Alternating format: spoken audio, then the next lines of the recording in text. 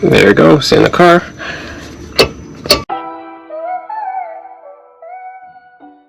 Still got a little bit of movement, which is good. So I'm gonna try to figure out. Yeah, most likely I probably might just adjust this bracket a little bit, because I think the axle is about half an inch over that side. So now if I have the opportunity to redo it, it's not a bad time. So, but I could do it outside the car. Just want to get everything in, make sure it's in the right direction, and then start working on making the upper mounts. So more or less, it's in place. That's kind of where I want it.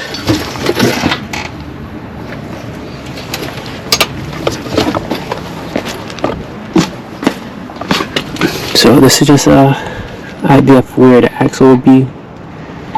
So this is how I lined up last time. Seems as if it's still has to come back a little bit more to get a straighter, to get a straighter axle alignment.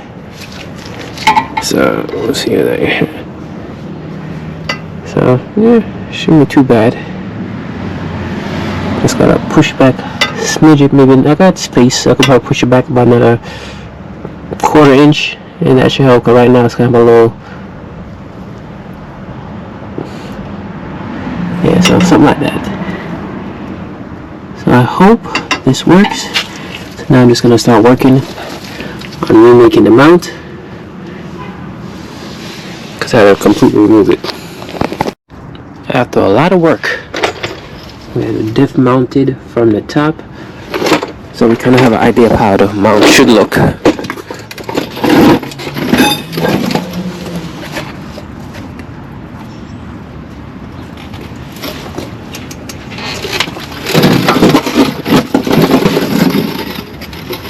So it's not bad, it's in there. I have it centered with the tunnel.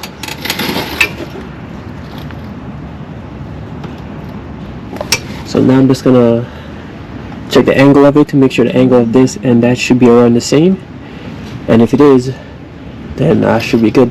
The good thing I was adjusted up or down, so that's good.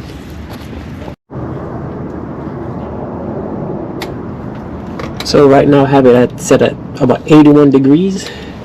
That's what that one was in the last video I took. So that's about 81, 82 degrees. So that should be good in tolerance.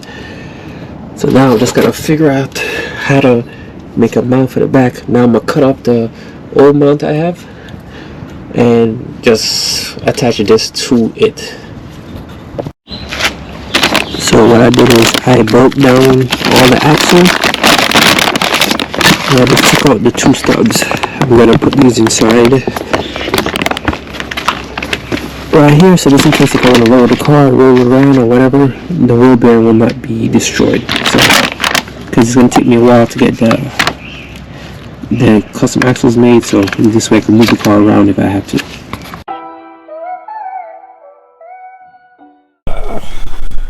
Okay, I can't destroy this one.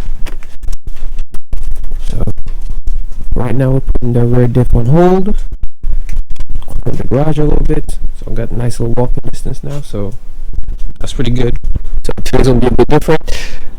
We are putting the Wagon install on hold for a bit because we are working, redesigning the mount. So for right now, this is on hold. But we're gonna start on the next install.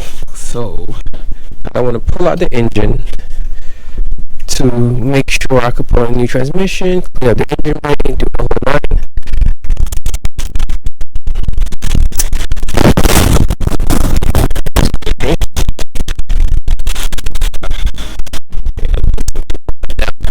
Some sunlight. This will be the first starter for the year, so let's make sure everything is still good, everything runs the way it should. Oh shit, battery dead. Let's make sure everything works.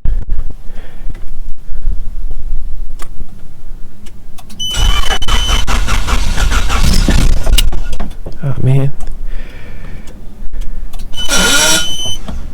Oh shit.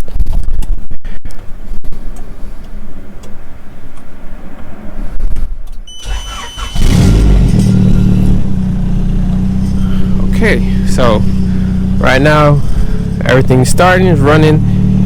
That's good. The reason why I'm doing all of this is I am upgrading the ECU to AEM Infinity.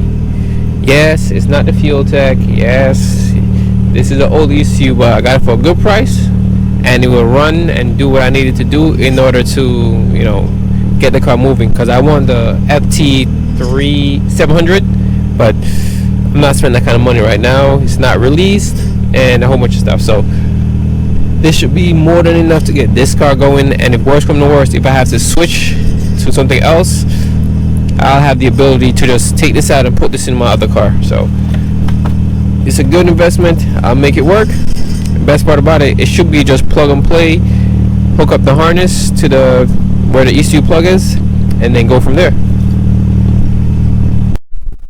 So the old ECU is out, so now those are the plugs. We got the jumper harness, so this is why I kind of gotta just use this, because I can just literally hook up my old wires. And this is why I also want to go to a PDM, because I want to get rid of this whole fuse box, because I definitely know there's extra wires in here I don't need, so I'm gonna take that out eventually. But take these out, connect them, then connect it to the ECU, and then start the process. Hopefully this is a quick install, because I'm gonna have to do a few base map tuning, I guess, just to get it to start.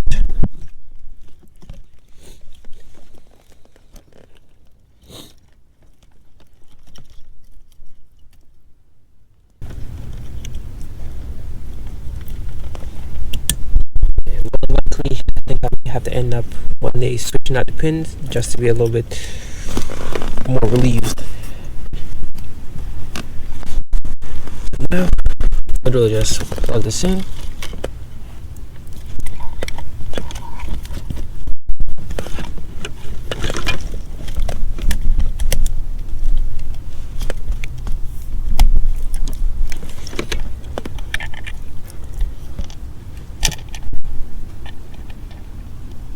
Get the USB cable, plug it in, and then start using the laptop.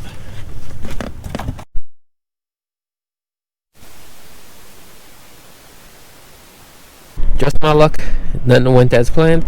I was able to connect to the ECU. I had everything working. I had the dashboard to start flickering, but the battery in the car is dead. All my jumper packs are not here.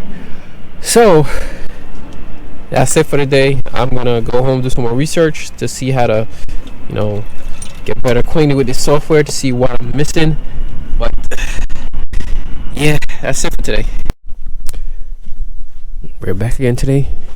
We got a plan. So we tried to work on the ECU the last time. It didn't work out. So instead of wasting time, I'm just gonna pull the motor today.